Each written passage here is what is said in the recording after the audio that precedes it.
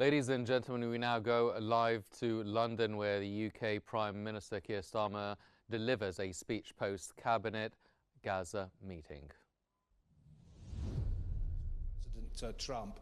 And on the recognition issue, you do appear to have moved your position from as recently as last week, really, where you were talking about various other measures. I'm wondering what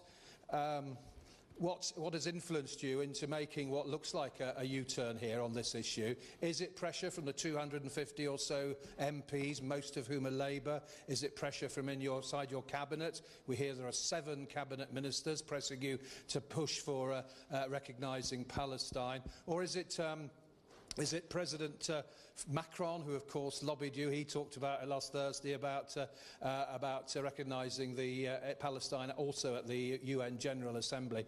And what difference do you think actually recognising Palestine will actually make in practical terms?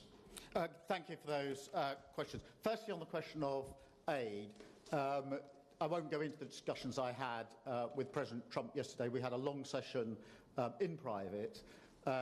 And we discussed the situation in Gaza, and you heard the way the President then put it in the press conference that we held afterwards. And I think you could see for yourself his concern about the humanitarian situation in Gaza, as is my concern, because we've been saying for some considerable time now we need to get more aid in at volume and at speed, and the situation now is absolutely catastrophic, which is why I've taken this decision today.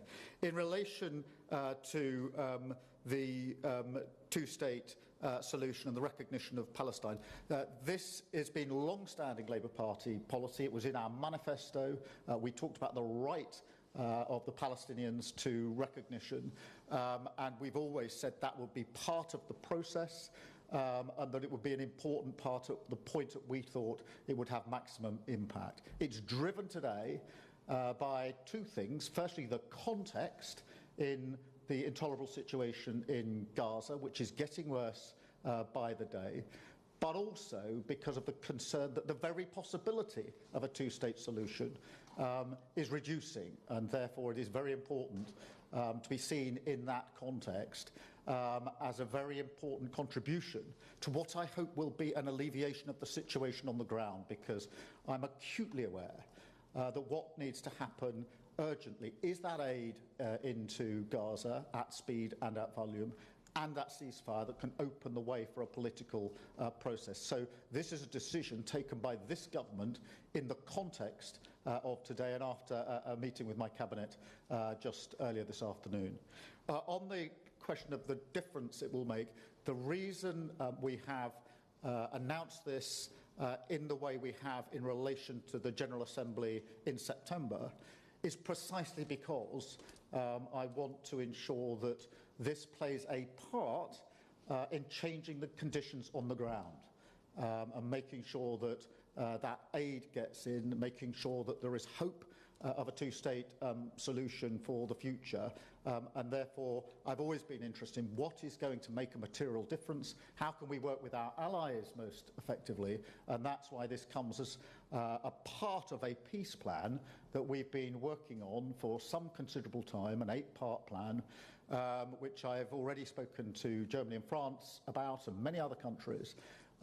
So this should be in the context of answering the question, yes, how do you get humanitarian aid in at speed and at volume, but also what happens the day after a much-needed ceasefire so that we can get to a long-term peaceful outcome.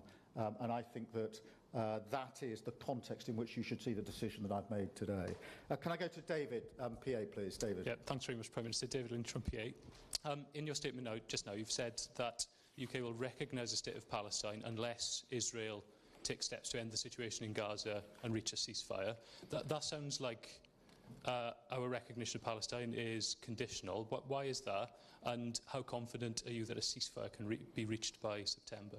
Well, the primary aim here is to change the situation on the ground for people who desperately need change. We need a ceasefire. We need always to keep in our mind the hostages and the atrocity of October the 7th. and they must be immediately released. They've been held a very, very long time. But also we need, alongside that, to ensure that we get aid in at volume and in speed into Gaza, because the situation is simply intolerable. And this is intended to further that cause, and it is done now because I am particularly concerned that the very idea of a two-state solution is reducing and feels further away today than it has for many, many years, and therefore it should be seen in both of those contexts. Thank you both very much indeed.